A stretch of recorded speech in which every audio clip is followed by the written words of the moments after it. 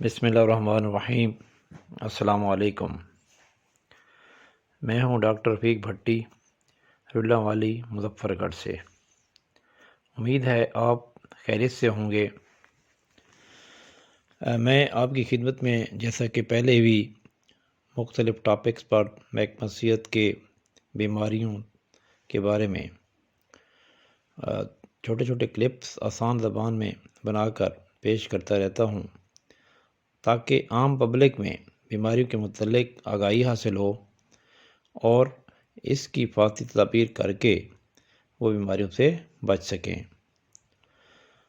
آج کا ٹاپک میرا کرونا وائرس کی ویکسین کے بارے میں ہے، تو اس کے بارے میں پوری تفصیل سے بتایا جائے گا کہ ویکسین کیا ہوتی ہے، کیسے بنتی ہے اور کن لوگوں کو یہ لگائی جائے گی۔ تو اس کے بارے میں اگر آپ کو یہ پسند آئے تو اس کے بارے میں ضرور کومنٹس دیجیے گا۔ تو ناظرین، سامعین، میں آپ کو یہ بتاؤں گا کہ کئی سال سے 2 سال ہو گئے ہیں تقریباً کرونا جو کہ چائنا سے شروع ہوا تھا اور اس نے وہاں پر بہت تباہی مچائی تھی، پھر اس کے بعد دیکھتے ہی دیکھتے یہ پوری دنیا میں پھیل گیا اور بہت تباہی مچا دی۔ بہت کئی قیمتی جانیں، بہت اعلیٰ قسم کے لوگ اس وبا کی نذر ہو گئے اور اس نے بہت تباہی مچا دی۔ سائنسدانوں نے اس کے بارے میں بہت محنت سے اور تندہی سے بہت تھوڑے عرصے میں اس بیماری کے خلاف ویکسین تیار کر لی، جو کہ اب مختلف ملکوں میں بنائی جا رہی ہے اور مختلف ناموں سے یہ ویکسین مہیا ہے۔ Sinopharm, Sinovac, AstraZeneca, Moderna, Sputnik اور اس طرح کی اور بھی بہت ساری ویکسین مہیا ہیں جو کہ اب لگائی جا رہی ہیں۔ تو میں سب سے پہلے آپ کو تھوڑا سا بتا دوں کہ ویکسین ہوتی کیا ہے۔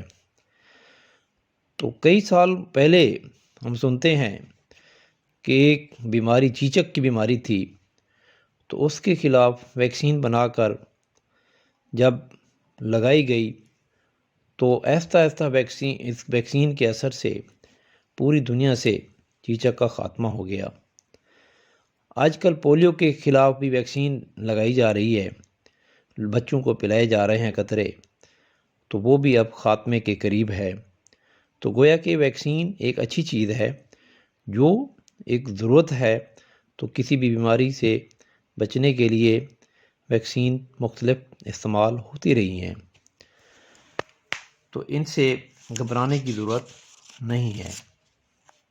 تو ویکسین ہوتی یہ ہے کہ جو بیماری کا وائرس ہوتا ہے اس پر سائنسدان تحقیقات کرتے ہیں اور اس کو آئسولیٹ کر لیتے ہیں، پھر اس کو کمزور کر کے یا اس کو مار کے تو وہ انسان کے پہلے جانوروں پر تجربہ کرتے ہیں، تو وہ اس کے جسم میں اس وائرس کو، کمزور وائرس کو داخل کرتے ہیں، تو جسم اس کے نتیجے میں اینٹی باڈیز پیدا کرتا ہے جو جسم میں موجود رہتے ہیں۔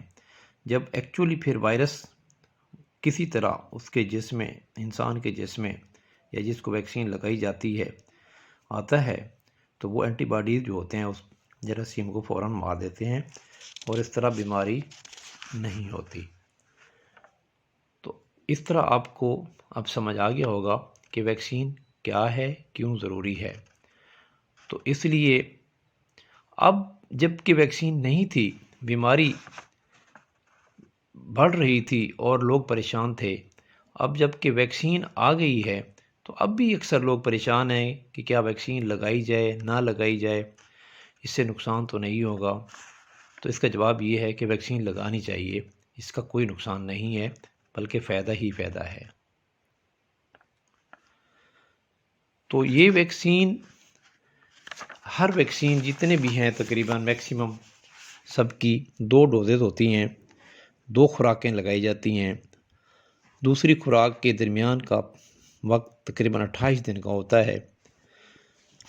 تو جب 2 ڈوزز مکمل ہو جاتی ہیں تو کافی حد تک انسان بیماری سے محفوظ ہو جاتا ہے۔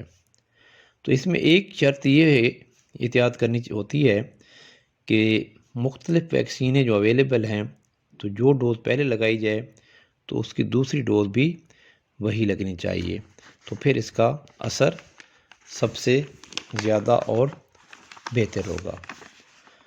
تو اب کچھ لوگ یہ کہتے ہیں کہ کیا کوئی ایسی کنڈیشن بھی ہے کہ جس میں ویکسین نہیں لگانی چاہیے، تو اس میں یا اس کے کوئی سائیڈ ایفیکٹس بھی ہیں۔ تو جہاں کا تک سائیڈ ایفیکٹس کا تعلق ہے، تو جب ویکسین لگائی جاتی ہے تو ظاہر انسان کا جسم اس کو ریئیکٹ کرتا ہے، جس کے نتیجے میں اس میں ہلکی پھلکی علامات، مثلا بخار، ہلکا سا بخار، جسم میں درد، کمزوری اور اس طرح کی تھوڑی بہت علامتیں آ جاتی ہیں، لیکن وہ خطرناک ہرگز نہیں ہیں۔ تو کوئی لوگ کہتے ہیں، افواہیں پھیلا دیتے ہیں کہ فلاں جگہ پر اتنے بندے مر گئے، ویکسین لگنے سے مر گئے، یا ایسا ہو گیا ویسا ہو گیا۔ تو ایسا کوئی ڈیٹا اویلیبل نہیں ہے کہ جہاں ویکسین لگی ہو اور وہاں پر ڈیتھ بھی ہو گئی ہو، ایسا کوئی ڈیٹا اویلیبل نہیں ہے۔ تاہم ان سے تھوڑے بہت سائیڈ ایفیکٹس آتے ہیں، لیکن جہاں پر یہ ویکسین لگائی جاتی ہے وہاں پر ڈاکٹر موجود ہوتے ہیں اور آدھے گھنٹے تک اس کو آبزرویشن میں بھی رکھتے ہیں۔ کسی قسم کا کوئی اگر سائیڈ ایفیکٹ ہے تو اس کا مکمل علاج کیا جاتا ہے۔ تو کچھ جگہیں ایسی ہیں کہ جہاں پر ویکسین نہیں لگانی چاہیے، مثلا یہ کہ پہلی ڈوز لگائی اور اس کو سیویئر ریئیکشن ہوا، جس کو اینافلیکسس کہتے ہیں، تو اس کو دوسری ڈوز نہیں لگانی چاہیے۔ یا اگر کوئی ایسا فرد جس میں کوئی پہلے کسی قسم کی الرجی موجود ہے، کہ کوئی دوائی کھائی تھی، کوئی ٹیکہ لگوایا تھا اور اس کو ریئیکشن ہو گیا تھا، تو ایسے انسانوں میں بھی احتیاط کرنی چاہیے۔ یا کوئی خون کی ایسی سیریس بیماری ہے جیسے ہیموفیلیا ہے، خون جس میں سے اگر زخم آ جائے اور خون بہتا رہتا ہے، اس طرح کی اگر کوئی خطرناک بیماری ہے تو اس میں بھی نہیں لگانا چاہیے۔ اگر کوئی ماں اپنے بچے کو دودھ پلا رہی ہے تو اس میں بھی احتیاط کی جائے کہ نہ لگایا جائے۔ اور چھوٹے بچوں میں بھی ویکسین 12 سال سے اوپر تک کہ اب لگائی جا رہی ہے، چھوٹے بچوں میں 12 سال سے کم والے بچوں کو بھی ویکسین نہیں لگانی چاہیے۔ اور کچھ ایسی جگہیں ہیں، کچھ لوگ پوچھتے ہیں کہ کوئی بندہ بیمار ہے، بلڈ پریشر کا مریض ہے، شوگر کا مریض ہے، گردے کا مریض ہے، تو اس میں لگانی چاہیے نہیں لگانی چاہیے۔ تو اس سلسلے میں گزارش یہ ہے کہ یہ بیماریاں یہ جو ہیں، اس میں انسان کی امیونٹی، قوت مدافعت بہت کمزور ہوتی ہے، اس لیے ان لوگوں کو تو ضرور لگانی چاہیے، ٹاپ پریڈ پہ لگانی چاہیے، تاکہ ان میں امیونٹی پیدا ہو جائے اور وہ بیماری سے محفوظ ہو سکیں۔ اب جب کہ اللہ کے فضل سے پاکستان میں یہ ویکسین استعمال کرنے سے اور دوسری اس کی حفاظتی تدابیر کرنے سے اب کرونا بہت حد تک کنٹرول میں ہے، لیکن اب ایک نئی اس کی ویرائٹی اومیکرون وہ بھی اب سر اٹھا رہی ہے۔